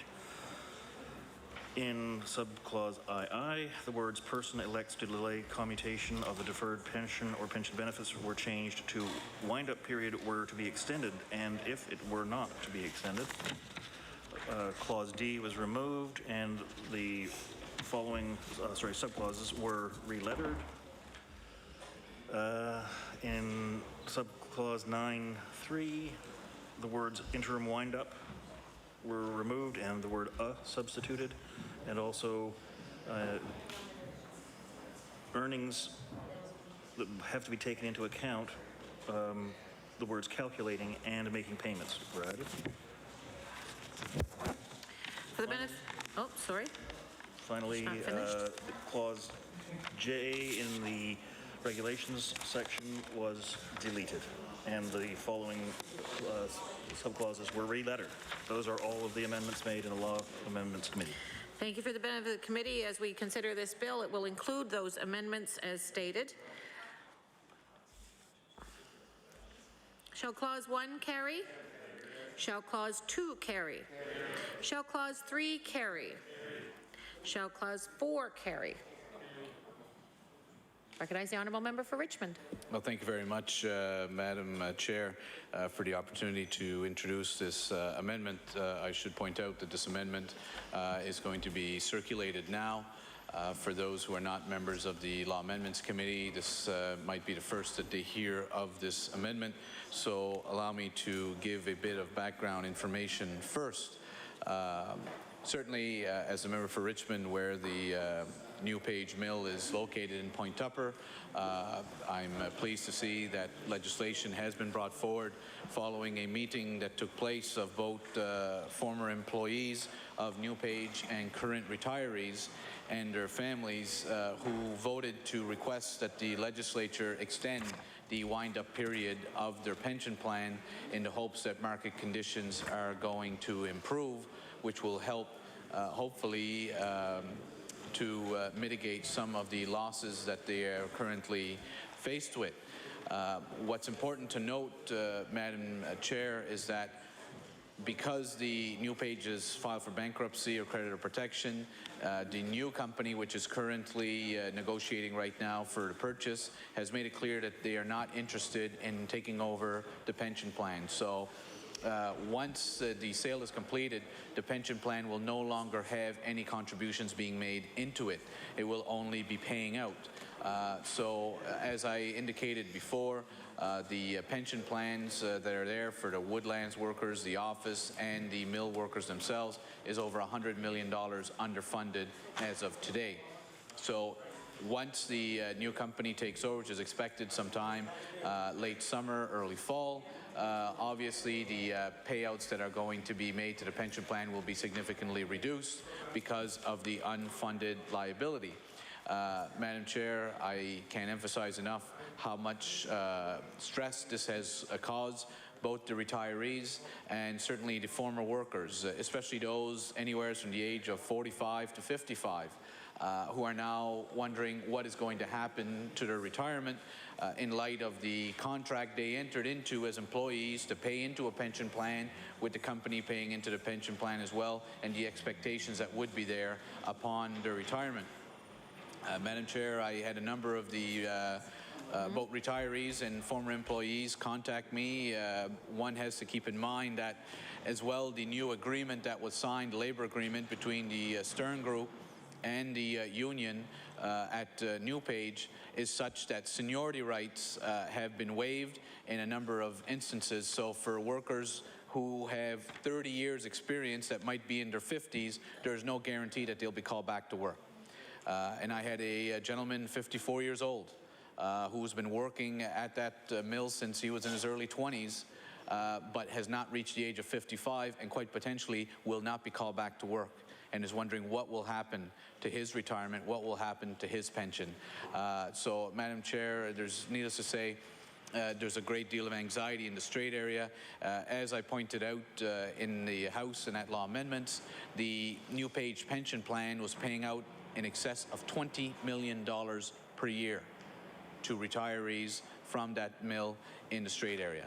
Needless to say, any reduction of that amount is going to have an economic impact when you refer to a number as high as in excess of $20 million. As is now planned via this legislation, when the wind-up date starts, which I understand will be July 1st, it's anticipated that retirees who are currently collecting benefits will see their checks reduced by 30%. Madam Chair, that's a significant amount of money. When one looks at the overall figure of $20 million a year, that's a reduction of $7 million in that range. So needless to say, removing $7 million out of the economy of the Strait area and for these retirees is going to have a significant impact. The question that was raised to me, that was brought to me, is there anything that can be done to try to put additional monies into this pension plan? Now, we know that the Premier and the Minister of Labour have both publicly and repeatedly said no public money will directly go into the pension plan. So the question was, is there any other creative way that we can find to put some money into this pension plan for the wind-up period, which could be a year, could be a maximum of 11 years. Madam Chair, I'm not suggesting that this is the only answer. I am suggesting to you that this amendment is a good faith attempt on my part as the MLA for Richmond to try to find a way of helping these retirees and the workers who are seeing such losses for their retirement once they're prepared to retire. The basis of this amendment, which I will read shortly, is that for the owner of the operator of the mill, whether it was Stora, NewPage, and we anticipate it will be the Stern Group or Pacific West Corporation next, when harvesting is being done of woods on Crown land, the company is expected to pay back to the province what is referred to as a stumpage fee, which is a calculation which is fairly complicated, I understand, as to how much they need to pay back to the province based on how much timber they've actually taken off of Crown land. The process that's in place is that once that payment is made to the Department of Natural Resources, a portion of that is deducted by the Department of Natural Resources and paid back to the companies for what's referred to as a silviculture fee. Silviculture fee basically is to pay the company to replant trees on behalf of the province of Nova Scotia on the woodlands where harvesting has taken place. When I asked for the numbers from this, I was told that approximately $2.7 million was paid per year to natural resources from NewPage, and before that, Stora. From that 2.7 million, approximately 1.7 million went back into silviculture for the replanting of trees. That left approximately $1 million in around that figure that went to general revenue for the province of Nova Scotia. It was not dedicated to a specific program, it went to general revenue. So my amendment, in essence, would be to allow the province with the Pacific West Corporation or Stern Group to look at what should be paid on a yearly basis for stumpage, how much should be paid in silviculture, and then the remainder, rather going to general revenue, that the Stern Group or Pacific West Corporation would be permitted to pay that amount directly into the pension plan for as long as the wind-up period takes place. So in essence, the money would come from the company, not from the government, to be paid directly into the pension plan. Madam Speaker, Madam Chair, as I mentioned before, when I did bring this to law amendments, I made it clear that this proposal had already been brought to the attention of an official with the Premier's office. This was not meant to be an element of surprise on my part to catch the government off guard or to try to embarrass them. It was, as I said before, a good faith attempt to at least have a discussion on this matter. If this amendment was not the right way to go, was there any other means of being creative and finding options there that could put possibly some further funds into that pension plan? Madam Chair, I was disappointed that the response that came back was clearly no. On behalf of the government, that there was no intentions of having any discussions regarding any means of being able to put additional monies into that pension fund, regardless of whether it came from the company or it came from any sources. The government was not prepared to be a partner in finding that solution. So I will point out that the bill does allow for an external party to put more money into the pension plan, but we're not quite sure who that external party could be now that the amendment I've proposed doesn't appear to be getting any government support, and as I mentioned before, there doesn't seem to be a desire to even undertake any discussions on the specific matter. So, Madam Chair, as I said, this was discussed with the Premier's office. I did bring it to the Law Amendments Committee stage, where unfortunately did not receive the support of the government members. I will take the opportunity to thank my colleagues in the Progressive Conservative Caucus who did indicate their support and I believe interest in trying to have further discussions on this matter. So, Madam Chair, with that, allow me to read the resolution, which states as follows. On page 2, it would add after clause 3 the following, which would be a new clause 4, subsection 1, in this section, crown and stumpage have the same meanings as in the Crown Lands Act. Subsection 2, subject to subsection 4, the minister shall, as soon as is practical, enter into an agreement with the administrator to enable a portion of any stumpage or other charges paid to the Crown pursuant to subsection 35, subsection 1 of the Crown Lands Act to be directed to the pension plans. Subsection 3, the agreement entered into pursuant to subsection 2 must provide that the payment of a portion of any stumpage or other charges paid to the Crown pursuant to subsection 35(1) of the Crown's Land Act continue until the wind-up date. And subsection 4, the monies required for the purpose of this section must be paid out of monies appropriated for that purpose by the legislature. Then it would have pages 2 to 8, clauses 4 to 14, renumber as 5 to 15, and change cross-references accordingly. So, Madam Chair, I believe that explains what the amendment is, and I'm hoping with the time that has passed since we met at Law Amendments that the government may have had the opportunity to reconsider its position to oppose this amendment, and I'm hoping that if they are not in favor of this amendment, then they will at least indicate a desire to have some discussions on behalf of the retirees and the workers of the former NewPage facility. And with that, Madam Chair, I would so move the amendment. Thank you. I recognize the honourable member for Inverness. Thank you, Madam Speaker, and I would just like to say that